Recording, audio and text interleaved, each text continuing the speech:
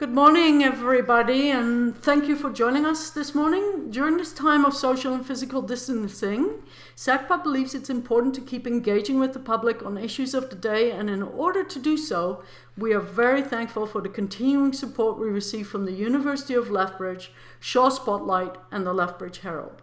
Today, our speaker is Dr. Michael Ungar, on the topic of resilience during a pandemic, from Zoom calls to dealing with the economic crisis, strategies for surviving and thriving.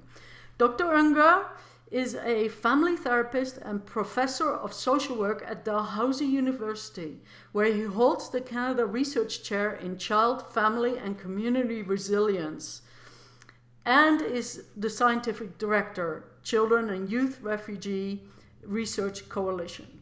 Over the past 20 years, Dr. Ungar has done hundreds of interviews for radio, television, podcasts, magazines, and newspapers, and delivered over 500 keynote addresses all around the world on the topic of resilience.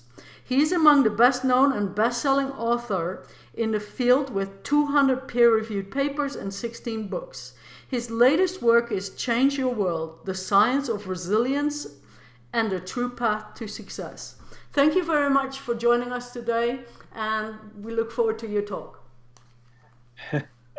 Thank you. Thank you very much. It's a real pleasure, and nice to join you all in southern Alberta from here in Halifax, where I'm based. This whole topic of resilience has lots of different meanings, and especially now during this pandemic and with everything else going on, I know that people are getting sort of worn down. But what I'd like to do is I'd like to sort of offer you this notion that, well, resilience is very much possible. And there are many things that we can do, both in terms of our own individual qualities, but also shaping the world around us to make it possible for us to be much, much better able to cope with this kind of stress. Could I advance to the next slide? One of the interesting things is, we have an amazing capacity to be flexible, which is really a sign of resilience. And I just want to give you an example here. During this pandemic, of course, it's very difficult during all the social distancing to have birthday parties and everything else.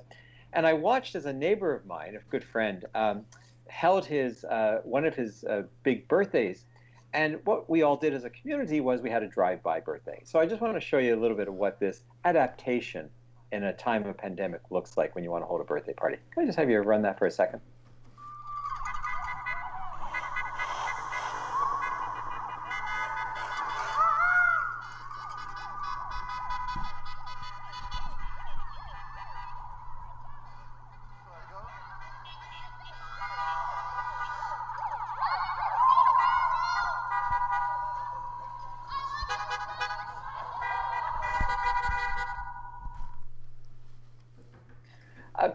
So, I mean, it's a funny little example. I'm sure that you folks are doing other similar initiatives. But what I want to get at here is, and why I want to show you that, is that the notion of our personal resilience, especially during a time of crisis like this, is not entirely just within our own heads. In fact, what we understand about resilience is also about the environments around us and whether or not those environments bring out our best and boldest selves. So what we understand about resilience is that being a rugged individual makes a lot of sense in terms of having a lot of sort of personal grit and capacity to cope. That's a good set of qualities to have when problems are relatively few. But as our problems increase in number and you get a lot of different challenges as we're experiencing, medical challenges, family challenges, social isolation, economic worries if you're a business owner, et cetera, what you actually see is our need not just for a positive mindset, but also for the resources that we have available to support us. And that is everything from simply having a network of friends and families to drive by your driveway during a birthday party, right up to government social policies and interventions to make sure that our economy somehow sustains this incredibly stressful period. Now, during normal times, of course, what you see is that we have the resources we need to cope. But what happens during a pandemic, of course, is that, well, not only do we sort of increase all the incredible stressors in our lives. Now we have economic worries, social isolation worries, loneliness worries, medical worries. But on the other side of the coin almost on a teeter-totter-like thinking, we also have stripped away many of the natural supports, the things that we would get. We would have places to go, places to decompress, places to talk to people. We would have all those opportunities to deal with this increased stress load. And this is what's making us so vulnerable at this particular time. So the trick here is you can do two things during a period like this. On the one hand, you can try and decrease your stress exposure. In other words, you can try and make sure you have economic well-being. You can refinance your mortgage or whatever it's going to take to you can try and take advantage of government programs or whatever it's going to take to sort of cushion the stressors that are actually burdening you. But the other side is that you need to sort of stack the deck with resources. You need to get more supports. You need to find flexible ways of actually getting the things that you particularly need. Now, when I look at resilience, what we're doing is we've been developing an approach called R2 for being rugged and being resourced. And the idea here is that what we're trying to do is we're trying to create an equal partnership on those two sets of qualities. Herbert Hoover, back in 1928, made that epic statement about the rugged individual, referring to that epic time in the United States during the Roaring '20s when individual pursuit and grit made such a difference. Of course, what was interesting, of course, was just a few years later, you see a country that doesn't really emphasize individual grit as much as it does, of course, social programs and the ability to sort of bring people through a particularly incredibly harsh crisis, not unlike what we're experiencing now. But the trick with our qualities that are individual and the qualities that are sort of outside of us is that they have to work together. I'll give you a few examples. If we want our kids to eat healthy, it's not a matter of getting them to psychologically think that I got to eat healthy. What we actually know is that if you schedule dinners with your children 3 times a week, children will report better food intake, better health outcomes, more social connections to their families, et cetera, et cetera. So a whole bunch of things happen because we've literally structured the environment around our children. And the same thing could be here. We might want to talk about the fact that if we're working at home and we've sent everyone back into their home environments to, because we're dealing with these endless Zoom calls and everything else, then what we're going to also need is this ability to sort of it's going to wear on us. It is going to wear on us psychologically. It is wearing on us. We're seeing a spike in our feelings of anxiety, depression, our sense of loneliness, disconnection. So we have to compensate for that by actually finding some way to also socially engage with others. I mean, I'm doing so many of these friggin' Zoom calls. At some point, you got to admit that you're just fed up with it, right? But the part I'm actually missing, and I keep thinking what I want to do in my Zoom calls is just schedule a Zoom call so that we don't talk about work. We just do what we used to do over lunches and dinners when I would travel to another group of people. Wouldn't it be nice just to schedule a Zoom call with your colleagues and say, let's just talk about our kids for an hour, just like we used to do around the sort of the over our lunch hours or whenever it was that we used to connect. And my point of that, as silly as that sounds, and we're not going to do it, but as silly as that sounds, what we're understanding is that we survive better when we have these powerful social connections, when we have this interaction internally and a rewarding environment that gives us some of those things. And our trick to become resilient is not just to frankly meditate. The trick is to be, if you are going to develop some of those personal reflective practices, that's great. But you also got to get the supports around you. So you're going to actually have to ask your spouses for some time out, to go away, if that's how you re-energize. It's not enough to say, okay, I just need to take 3 deep breaths and deal with my obnoxious children who are driving me crazy. It's also going to be about, and I have 5, by the way, it's also going to be about us turning to the supports that we have as best we possibly can to allow us the time out that we need to sort of build up our resources again. This idea, by the way, has been something that I've been working on with projects all over the world. And in fact, even in Alberta, one of our largest research projects, it involves the community of Drayton Valley and another community in South Africa. And we're actually looking at, say, for instance, when communities go through like oil and gas dependent, where they're really, focused on a resource extraction industry like oil and gas, how do young people deal with that sort of economic boom and bust cycles? And very clearly, by the way, you can see that as economic booms and busts occur, you can see trends in terms of everything from the way people build their houses to, of course, job opportunities, to the way families experience social cohesion. And the weird thing about our research is showing that actually, while everyone thinks that the boom times are best, the bust times are actually sometimes better for families. And that's kind of counterintuitive because we're always thinking, well, we have more money, we have more jobs, we have more everything. But actually, it has a terrible strain. That's what our research. We're working with over 500 young people in Drayton Valley, and we're hearing consistently, not that people want the bus times, but what they do understand is that there's a dynamic between our environment and what's individually and coping, and that an external stressor like an economic stress can actually wear on us and our families. And so the solution becomes not just simply, well, securing a good economy.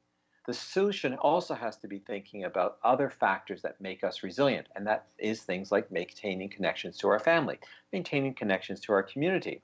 I've been very impressed by Drayton Valley, some of the town council initiatives that have really been looking at how to stabilize the community through those economic swings, trying to make it a family-friendly environment for people, trying to create and attract more businesses or diversify the economy ever so slightly so that there's more of an ability to withstand those booms. Now, in a sense, I'm using terms like flexibility, diversification of the economy, family cohesion, creating sort of recreational spaces, giving a sense of community belonging. I'm talking about all these things that are almost external to the individual. But what we know is that those things, when we seed them, actually produce better mental health as well. Now, when we actually in this kind of rugged and resource talking about resilience, I want to sort of be sort of a little more specific. There are some things that actually can be really good for you during a time of this kind of pandemic, right? And some of them are more internal and some of them are external. So for instance, gratitude. We know that there's a fairly robust research on that people who say spend just a little bit of time each day, usually at the end of the day, and reflect on that what went right today. And that could be journaling it. It could just be simply taking a few deep breaths and appreciating it. And that notion that saying, refocusing our minds on something that actually went well can actually almost add like ink, like a colored ink to water. It kind of permeates out through your life.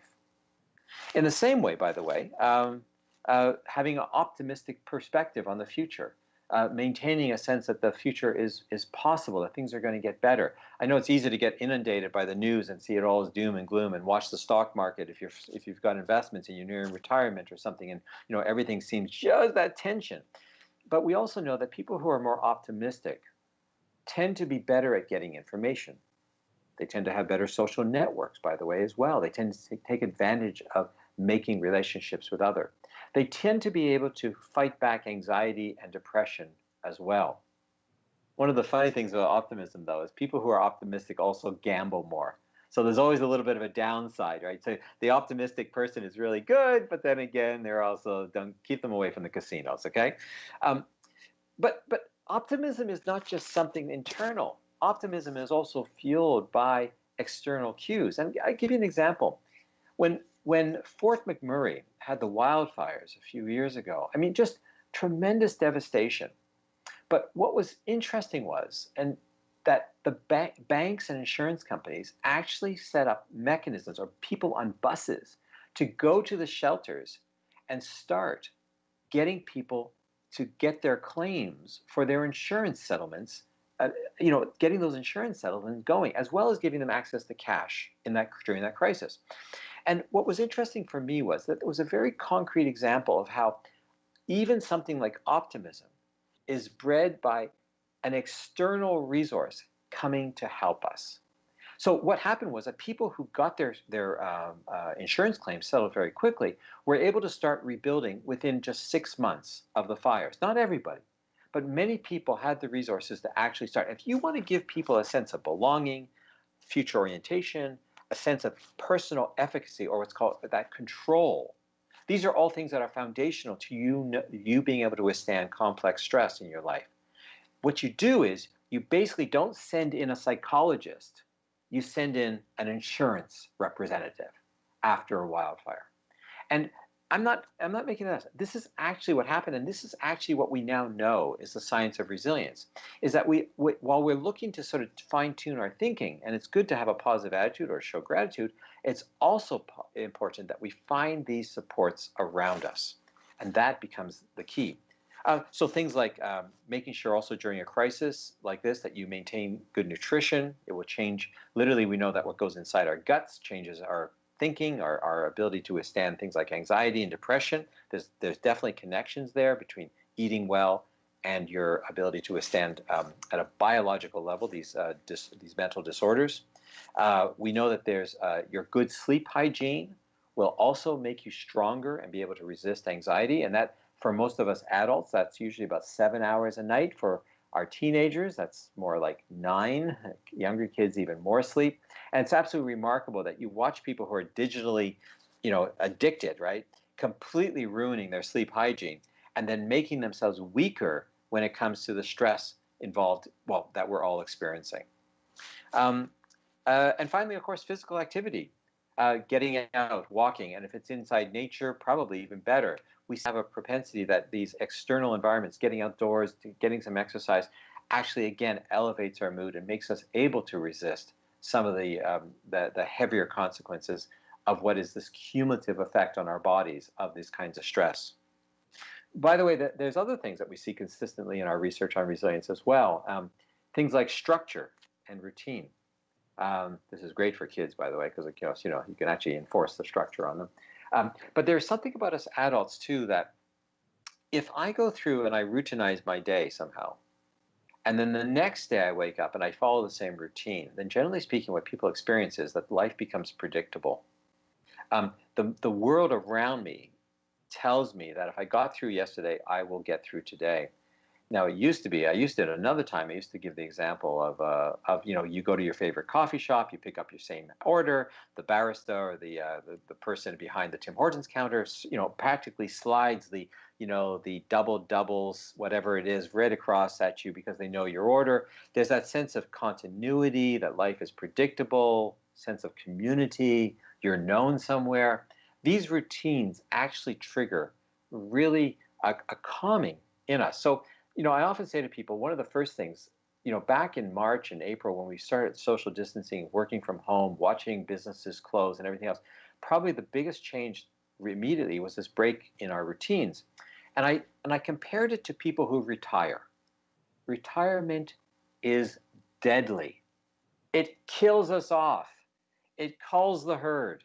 Oh my gosh, if you go to retirement and you don't sort of have places to go and meaning in your life and people to connect to, and you don't have hobbies and interests to sort of rejuvenate you, then retirement can be a huge amount of stress, wither away your capacity, make you vulnerable.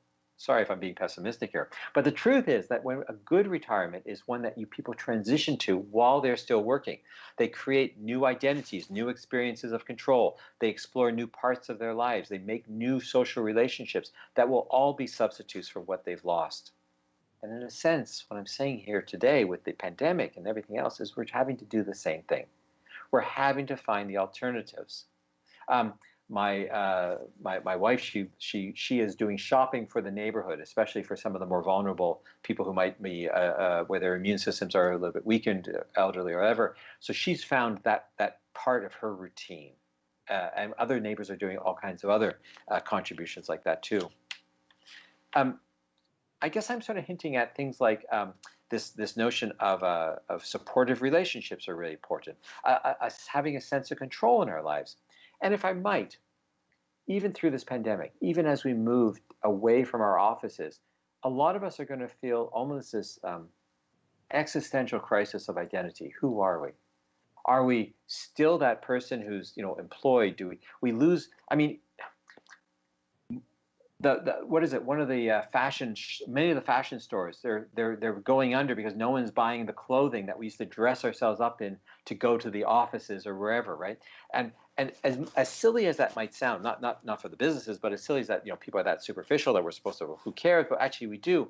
But those clothing that we put on are part of our performance, of our identity, of who we want to be seen as. And when that gets stripped away, our ability to withstand stress also gets stripped away. We don't, in a sense, know who we are. We don't feel like the community is looking at us so positively. But there are ways around this. I'm sure are aware that we had a mass shooting. 22 people were killed in Nova Scotia, not very far from where I live. And just a little bit earlier, before that shooting, one of the victims, and her two parents, by the way, named Emily Tuck, who was 17 at the time, she actually participated in a Nova Scotian kitchen party, a COVID-19 kitchen party. And she went online a few weeks before she died and actually recorded herself playing the violin. Now, what's amazing about that is that I mean, in a sense, she's not the greatest violin player, but she was contributing. She was showing something of herself and contributing to her community with her talent. And I just, in a sense, I want to honor that, but I also want to show it for a particular reason, to help maybe inspire others that we have talents. We know we're more resilient. We cope better with stress, and we have opportunities to show who we are. I'm just wondering, Annalise, could I have you just play that little bit of that video? So, your contribution to the COVID kitchen party. Herbie McLeod. Wicked. All right.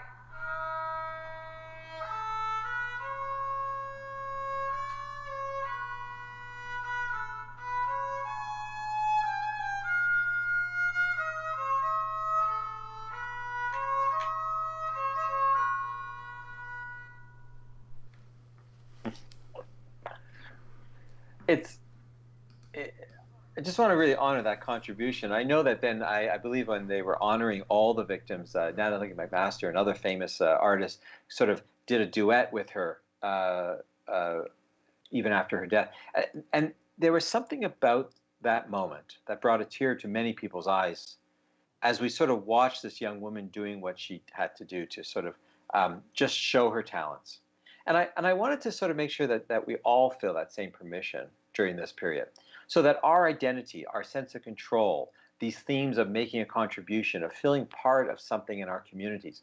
If people say to me, how am I going to get through this? Do I have to meditate? Do I just have to sort of constantly be thinking positive thoughts? Well, that helps. But if you combine that with that acknowledgement, almost like asking the world around you to be a mirror and seeking out those opportunities. I'll give you another small example. I mean, one of my neighbors is an entrepreneur and has a couple of restaurants. And what we did as a neighborhood is we decided to have a virtual potluck the other day. We all ordered at the same time on a Sunday evening from his restaurant to give him a little bit of boost in his economic whatever. And up and down the street, we all turned on a Zoom connection or whatever we had, or whatever, Google Hangout, whatever it was.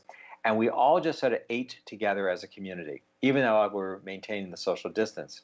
And I'm thinking about that as, one, it wasn't just about sharing a meal virtually. It was also about us feeling connected together. And these initiatives are actually what show up time and time again in the research about what makes us more likely to survive and thrive. But if I might, there is a trick to this. And the trick is that what we do has to be meaningful to us.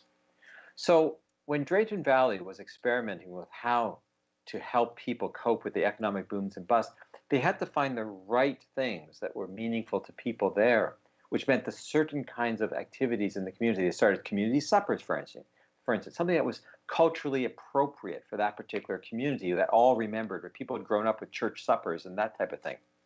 But it even goes even further. For instance, I'll give you a very fascinating example. There was recently published in the New York Times the results of a survey done in late April of Democrats and Republicans in the United States, and how they felt about initiatives like social distancing versus going back to work. And what was very clear, and I'm not trying to be political at all, I'm not doing this for the politics on this, I'm just really fascinated by the fact that people's political voting patterns or their ideological stances dictated which kinds of interventions were most meaningful to them. So the Democrats, those who voted Democrat, seem to be mostly, by a margin like 70%, were saying, social distancing should take priority. Those who had voted Republican were much more likely to say, no, we got to get the economy back, we got to get back to work. Now, I'm not trying to say one is better than the other. What I'm trying to say is that if we come along and offer something to people, the lens that they view the world is going to filter whether or not they're going to find what we're offering as meaningful. So if we come up to, you're going to have employees, or you are an employee, or you're going to have family members, and you come in and say, okay, I think all of us should start, like, we got to have a games night tonight to get through this, right? And they go, like, your teenager just rolls their eye and go, I don't really want to play games with you, Dad. No offense, but whatever. It's not a meaningful thing. But if you found something that is more meaningful to that particular individual, maybe it's a sporting activity, maybe it's something outside, maybe it's doing something else, they might accept the offer. And I think the same with us as workers or employers. If our boss is offering us, a way of staying at home and everything else, it's appreciated as long as we feel like we can still contribute, we're still being economically compensated, and the work can be done in a way that's well, frankly, gives us a sense that we're actually good at something, that type of thing. Take away all that, and people will not experience your offers of help or the environment around them as actually building their resilience. I guess what we're kind of getting at here, of course, is that we're sort of saying to you kind of have to be, well, it's like the Cinderella story. Let me bear with me for a minute. Cinderella, we all know the story.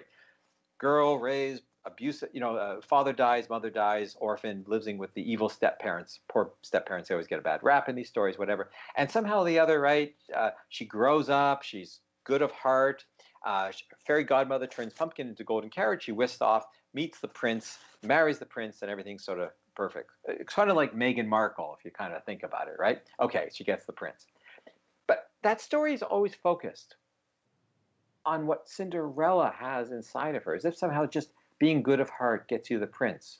And what we actually know is the whole story is about the fairy godmother. Forget Cinderella. She has almost nothing to do with any of it. You take out the fairy godmother, and all you have is an abused kid living in an abusive household who's orphaned, whatever, and she gets fed up. She's a kid like most of the kids I've ever worked with. She's 14, 15, 16. She's tired of being made a child laborer to this evil stepmother. She runs away, of course, tells her mother to, you can imagine what she tells her mother. Anyways, her stepmother, she runs away. She can't end up in the palace because there is no fairy godmother to turn a pumpkin into a golden carriage. And this kid is now sleeping on the street. And her life is very difficult. And what I kind of constantly want to say to employers when I work with them, or indeed to us as family members, we are resilient to the extent that we find our fairy godmothers, or we are fairy godmothers to others. We can make our children more resilient. And indeed, employers can make us more resilient. There is a dynamic here. And I hate to say it, but our government policies are going to help make us resilient as well through some of this. There are going to be meat inspectors make us resilient as well. I mean, there's all kinds of aspects of things outside of us that make us able to withstand more and more complex stress. And every time I work with a community, whether it's Drayton Valley or Summerside PEI or Pictou here in Nova Scotia, I clearly see that when we get this community working with individuals to bring out our best and boldest selves, we are able to withstand all kinds of complex stress and actually do quite well. So this period of change and transition and pandemics, you're not going to be able to do it alone. Find some of those resources you need, shape the world, or if you listen to maybe I just go to the very last slide here. If you want to change the world around you, as I've been writing about, then this is the way forward for our resilience, to be both rugged and resourced. Try and find both in your life. And this pandemic, you may be able to weather it without a lot of personal stress and anxiety, et cetera, et cetera. So I'm going to stop there and see if we have some questions or comments, and maybe I can sort of introduce some other ideas as we go along. And if you just put up that last slide, and people will know how to find me if they want to read more about these ideas. So please. Excellent. Thank you so much for your really informative talk and very, very interesting. We have quite a few questions already lined up, so I'll just jump right in. The first question is Laurie Schultz. It's a two-part question. In your book, Change Your World, you wrote, and here's the quote, "When people are treated fairly, everyone wins top to bottom, ...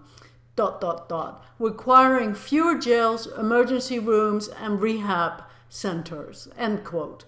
C-19 has clearly amplified systematic cracks for seniors and people of color. Will COVID-19 be pivotal in creating and investing in building cohesive communities that will shift to a valuing of human beings? Well, Laurie, thanks for the question, and I get the sense that there's a little bit of a subtle momentum in that question towards the answer. I mean, it would be nice to see this, wouldn't it? That suddenly we've opened up possibilities that we never thought possible. I mean, to be fair, I have been super impressed by things that people said could never be done. Oh, we couldn't have workers all working at home. We couldn't decongest our highways. We couldn't, we couldn't do things. There was so much stuff that we said we could never do. We could never, weather such a thing. And suddenly people were doing it. But it has highlighted the fact that the people who have suffered the most through this, let's be honest. I mean, I know that we've all suffered. Many of us have lost money. If you're an entrepreneur, it's been a very difficult time. But the ones who are probably the most affected, of course, would be people who are most vulnerable, both medically vulnerable, but also socially vulnerable as well. And the statistics don't lie. That's the people who are getting the sickest, the people who are suffering the most, the people who are economically the most marginalized, et cetera, et cetera. I do hope that this maybe wakens us a little bit. In my research on resilience, it's very clear. People who are treated fairly, where there's an element of social justice, it's not necessarily that they have to be rich or anything like that. The more that they have some stability and social justice, the more likely they are to withstand stress. And that's a fact in the research very clearly. People who are treated fairly do tend to be able to cope with everything from a natural disaster to the death of a loved one. People have lower rates of mental disorders when they're actually, for instance, their jobs are actually stable. So when they go to work, they know that they have a permanent job, or at least a fix on a position for a set amount of time. The more you take away those things from people, the worse they become, the worse they behave, and ultimately we all pay the price, because that means more jails, more mental health institutions, more hospital beds, and everything else. You fix those problems, socially just communities generally need a lot less of those systems, which ultimately means we can reinvest money in other things. So it's just one of those truisms in social science. Our next question comes from Knut Peterson. It seems like the stars align perfectly in regards to the huge protests taking place in the US, here, and all over the world as a way to connect with others during the COVID-19 pandemic. Your thoughts, please. Yeah. Well, what's been interesting was, can you imagine this pandemic having happened 20 years ago, before the proliferation of the internet? I mean, where we didn't have the band. Do you remember dial-up? Somebody out there remembers dial-up, And like, I am so impressed that we've managed to, on a global scale, deal with a lot of the stressors because we've adapted our technologies. We've made it possible to survive a lot of these struggles. Now, so in a sense, we know that we are going to get through this because of that. There were other studies, by the way. Nobody's studied the pandemic, right? Let's just be real clear. There's almost no science on pandemics and how a society is going to cope with this stuff. But we do know from everything else, from ice storms and power outages, that people get through those things when the infrastructure is outside of them, around them. So for instance, they show that seniors, during the big power outages in the eastern United States back a dozen years ago, they know that the seniors survived much better when there was a community to check in on people. Also, we know that power grids, by the way, this might be interesting, when you develop power grids that are so centralized and hinged on one service, one provider, or one line, they tend to be extremely vulnerable. And now there's a real movement to understand the best way to make a whole society resilient power-wise is to diversify the kind of thing, to make smaller generation plants or to be less reliant on a single source. That sounds kind of off from people, but it's not like on us. A family that has multiple sources of income is going to survive a pandemic like what we're being asked of, than someone who is solely reliant on a single industry, a single job, with only one earner in the family. I mean, you kind of see where your vulnerability comes depending on how you've structured your life. Hope that kind of is offering some ideas here, some of the research. Our next question comes from Tad Mitsui. Please comment on 1, meditation, and 2, alcohol as coping mechanisms. At the same time?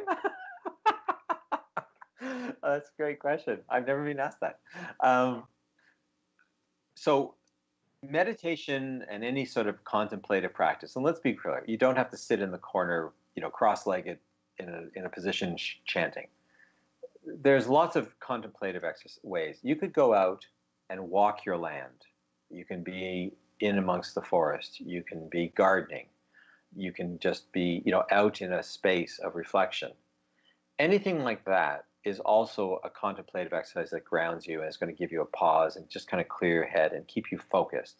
And in a sense, chase away the extraneous worries that many of them you can't, you seize onto when you say, oh, I should worry about that. Well, go do something, change, get some of that mind control, that self-regulation really does help, because if you can change the cognitions, it tends to help our stress response system sort of calm. So the whole thing is we're very much interconnected. So that tends to be a good practice. But again, if I might, make sure that you also set up the space to do that. So put yourself into, if you don't have any greenery in your house, build a little ledge garden of herbs or do something that allows you to be triggered to be a little more contemplative and calmer. Put in your schedule, I will actually take 40 minutes a day or 20 minutes a day to do that. People forget that these external cues actually make them easier. It makes it much easier for us to be our better selves. Alcohol, if I might. Generally speaking, alcohol is a depressant, so we know that. There's actually, alcohol is known to interrupt your sleep patterns. Your sleep hygiene is worse, even though people think I drink and I'll fall asleep. It actually doesn't work like that. People tend to be up more. They don't sleep as regularly when they're steady drinkers. Alcohol, it kind of doesn't really help us to be contemplative. There's no real science on that. That notion of the stiff drink, well, it'd probably be better just to go take 3 deep breaths. I understand that people cope with the alcohol because it's a habituated pattern. It might feel like it's helping, but what we also know is it actually doesn't. It makes you at higher risk, partly because of the sleep interruptions, partly because of the mood swings and everything else, not to mention the health concerns. There's really no good justification to say that it's going to calm you and make you more impervious to stress. It kind of, truthfully, though people might not believe that, it actually makes you more vulnerable to stress. So if you can find an alternative or keep the drinking in relative check, you're probably going to be able to withstand this period of incredible upset for longer periods of time.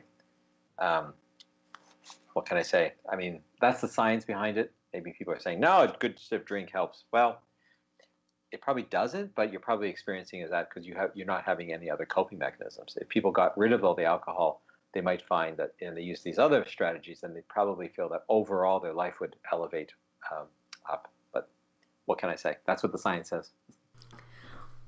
Back to Laurie Schultz for the next question. In Alberta, there are polarizing views re fossil fuel versus green energy. Citizens who see the need for both appear to not be heard, leading to a fracturing of fragile community cohesion that leaves us more vulnerable in crisis. Do you have any advice on or know of any communication mechanism to allow safe dialogue to create or restore social cohesion on these issues? Huh. Oh boy, talk about a minefield to walk into on that one. Yeah. What we know is that what's happening is our society, every reasonable look at this has said we're becoming more polarized. People are watching only one news source. There's a fracturing of communication and dialogue for sure. Whereas we used to at least be able to sort of tolerate listening to each other. That our multimedia universe. People are blaming it on that, but there's just a breakdown in terms of how we communicate.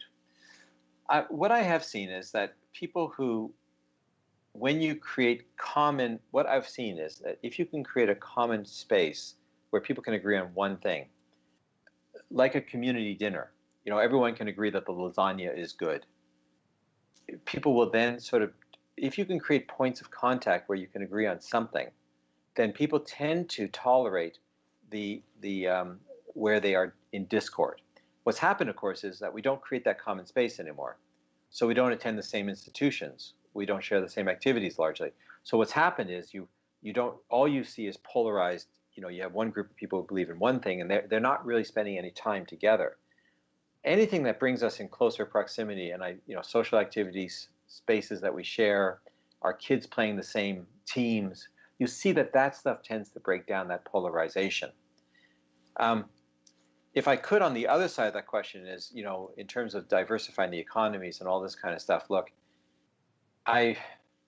whether we like it or not, the world is changing. Whether it's going to take 10 years or 45 years, that's an open question. The world is definitely changing. So basically what we know from studies of resilience is that economies, communities that anticipate or diversify or that have multiple sources of ways of surviving tend to withstand stress longer term. And I'll give you an example. Summerside, Prince Edward Island, in the 90s, lost their military base. They were one of the first military bases to be closed as surplus in the country. And initially that was, it was, oh my God, everything's bad. A third of the population is going to move. The whole town will collapse. Housing prices drop. Everything is doom and gloom. But what they were actually fortunate enough to be the first. They were actually fortunate to be the base that closed first, because what happened was that there was government initiatives and entrepreneurs stepped up, both inside the community and outside the community, and looked at the physical capital, the financial capital, and the social capital, the people that were there, and realized that they had a wonderful basis for a more diversified industry and opened an aeronautics park that then became today employs almost as many people as the military base employed. Now, in a sense, they are still relying on a industry, but they're not relying on a single employer for that industry. So that kind of strategy where you use your talents, where you become, let's face it, Alberta is never not going to be you're an energy producer and you're experts in energy. That's what I've learned from my friends in Drayton Valley. But what energy looks like, or that type of thing, I think that's where we get into a debate about making communities more resilient. Now, I'm trying to sit in the middle of this. I'm not anti-oil, and I'm not only. I think there's advantages across a variety of different technologies. But I travel the globe, and I know what's going on in China. Often, I'm there, and I can say that the world is changing. So for me, I want to anticipate that change as much for my children. What that exactly looks like, though, I'm not entirely sure. But I can say when we can have these conversations and find common areas to overlap, say the welfare of our children, then generally speaking, people find the next step, Lori. The next step is that usually people will then find some common solutions, more the, and as opposed to the or in the way of thinking. Our next question is from Leona Jacobs. Perhaps my head was in the clouds, but I don't remember a time when I was younger that there was such a dominant social threat of anxiety, lack of resilience, mental health. What happened along the way in our collective social development that this has become such an issue? Yes, it happened before, but so much. Yeah. There are some theories about it. Your observation, Leona, is actually quite accurate. There is no denying that we are, as a society, more anxious, more medicated. Our children are certainly showing more penchant for anxiety disorders, social isolating, depression. We are more lonely than ever before. And a large part of that has been, maybe it's just been a cumulative effect of us creating small, it's kind of odd, but actually smaller and smaller families, more and more mobility. And at a time when actually we can communicate more through the internet and otherwise, we're actually seeing an increasing number of isolation as we move into smaller and smaller households. 28% of Canadians live in a single person household. And that could be good if you like that. I'm not saying there are many people who do like that, but for many people that is also a potential challenge. Some people have blamed the social anxiety that's come with that as partly just simply that we're more and more distant. We work in our pods. We don't have places where we connect as much in our communities. We don't have, the same softball leagues, and we don't have the same church, or we don't go to our religious institutions very much to share. Our extended families are more distant. We move away, that type of thing. So even, my gosh, in dormitories in universities, most dormitories now are set up so that students live in individual rooms. They don't actually share a room anymore. These kinds of things. So you see a casual breaking down of those kinds of things, and they're having a consequence. And of course, social media. Unfortunately, that is being blamed somewhat. That constant sense of, swiping, is it swiping left or swiping right? I don't know. And that endless kind of notion of looking for the likes and everything else. I hate to say it, but that there is some evidence that is wearing on people. That they're simply not sleeping well, that they're anxious, that there's too much being judged. And that what's called social comparison is actually at the root of this, is that we're so often in that element of social comparison that it strains us. And we know this, this has been known for decades. If my social comparison is only my neighbors, then I tend to feel relatively fulfilled as long as I can meet their standard of living. If my social comparison is the Kardashians, why anybody would want to be the Kardashians, I can't imagine, but nevertheless, if that's your goal, your social comparison now is a global community. And that does wear on people's ability to cognitively say, I'm okay, that suddenly it's never quite good enough. So you're getting at something very profound. And during this pandemic, of course, maybe we're unraveling that a little bit, but we're getting other stressors as well. So. Our next question comes from Bev Mundo. People suffering from mental illness are having a tough time with increased stress and anxiety. Is there a role for therapy? So I began the talking a little bit about the double effect of what happens during a pandemic is you increase the stressors, so you're weighed heavily on this side of the teeter-totter. You had now, mental health problems or, other exposures. And you take away all the supports that you used to have, all those things that you could do that involved, of course, being with other people and visits and travel and all the other things that maybe energized you. So you kind of have this double, you lose resources and you weigh down on the stressors. And with when you have a chronic or persistent mental illness, of course, this is going to be a risk factor because suddenly you're not necessarily getting all the supports you need that you probably had in place before, even if that was just, whatever it was, seeing your doctor regularly or that type of thing. So yes, I do believe there's a definite place for psychotherapy and any kind of group therapy or other kinds of interventions to treat mental disorders. There's a lot of very effective therapies, some cognitive, some emotional, some oriented within your family. They're even now getting social prescribing. Some psychiatrists are using, I don't know if you heard this phrase, psychiatrists are using something called social prescribing. And what the prescription is, that instead of another visit to the pharmacist, the prescription is, I want you to go out to a movie with a friend.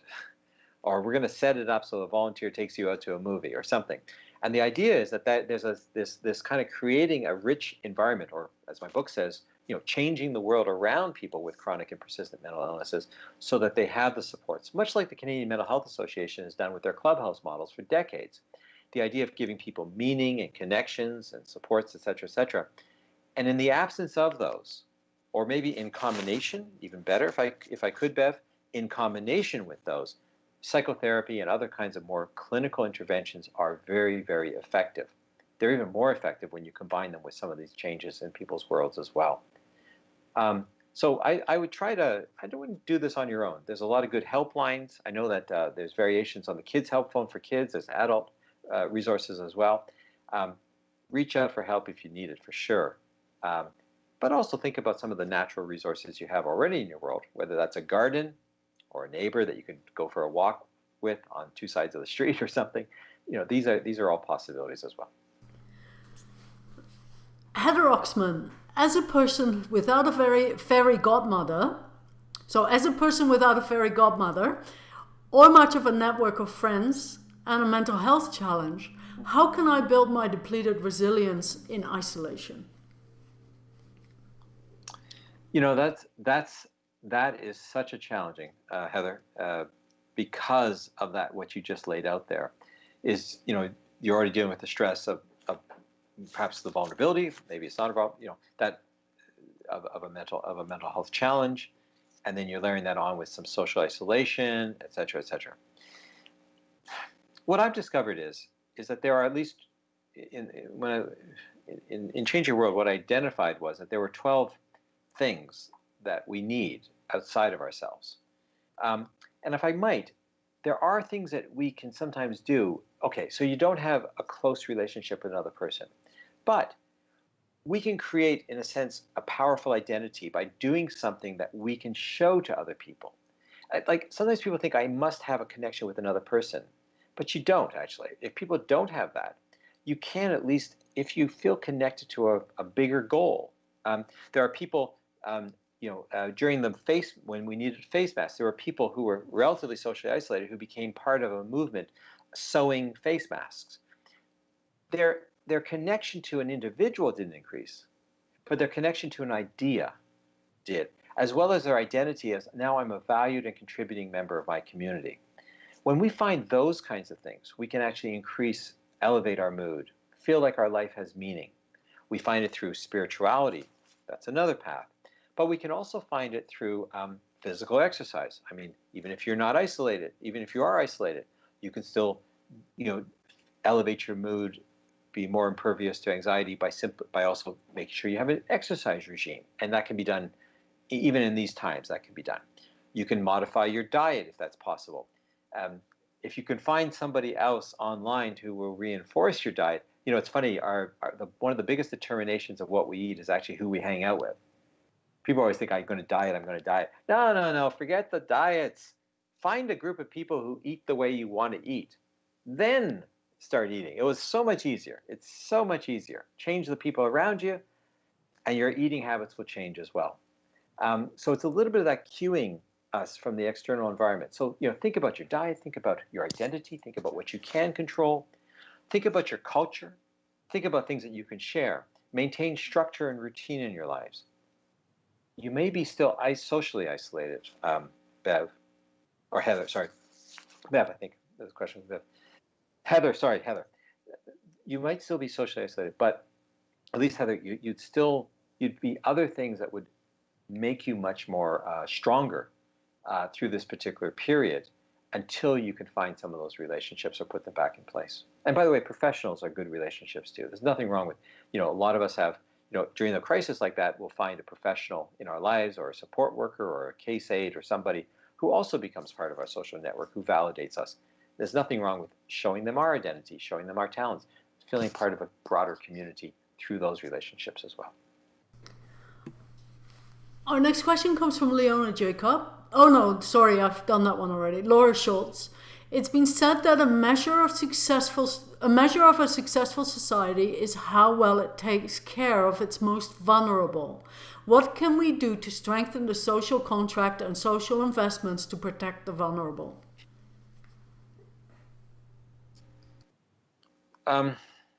Well, I guess what we can do is I guess what we can do is make sure that their stories are told and given some priority in our world, which I think is sort of happening now. We're beginning to hear those stories all around us. So I really love it when they'll on television, you'll see newscasts. They'll be featuring people who have who are coping with particular challenges. We're in a sense we're telling the stories. I do think that there's a really big need for us to hear people's stories, and therefore maybe develop a little bit more empathy for what they're experiencing. And I do find the stories you need to humanize us. Statistics, generally speaking, do not work. If I might, what I've actually seen is we tend to set, if you can follow this, social policy by an N of 1. So when you're a researcher, you talk about the size of your sample, right? So is your N, your sample size, the number of people in your sample, 1 or 500 or 5,000 or 10,000 or whatever. And I don't know about you, but I've noticed a trend that while we publish all these statistics, ultimately we trigger our sensitivity when it's an N of 1. So we were having a debate in 2015 about whether or not we should take in Syrian refugees as a country. Alan Kurdi, a 3-year-old boy, died on the beaches of Turkey and was being held by his father, and a camera caught a picture of that. And did you feel it like I felt it, that the social policy across this country changed? We said that we could not tolerate this as Canadians. Politics aside, we said that this is an intolerable situation, and we did something about it. 43,000 Syrian refugees later. By the way, I don't know if you know this, but over 54% of them are children or young people. We basically brought children to this country. Now, I know we can debate lots of things about that. I'm not going to enter that space. I'm going to simply say that there was a policy shift that occurred very quickly because of one photograph or one individual. Tragic story.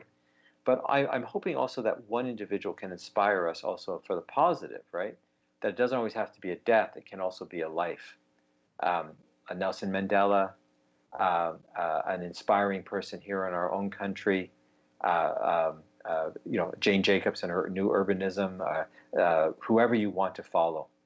But there's somebody that will inspire us. And I do think that those kinds of things, look for those people. And maybe if we can publicize their stories, we will be our better selves as a consequence, reminding us what we can actually become.